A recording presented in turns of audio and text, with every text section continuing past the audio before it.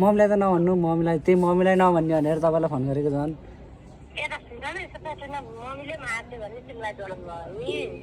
यहाँ मम्मीले त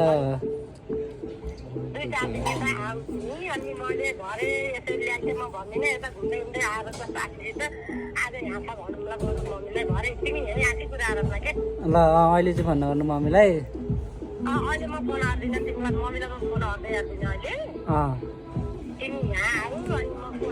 यस्तो भन न, अहिले कि मम्मीलाई भनिदिनु हुन्छ मम्मीलाई भनिदिनु भन न।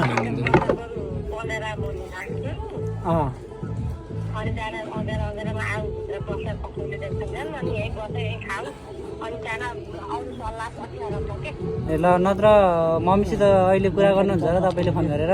म त कुरा गर्न सकेको छैन। ए ल, हुन्छ हुन्छ।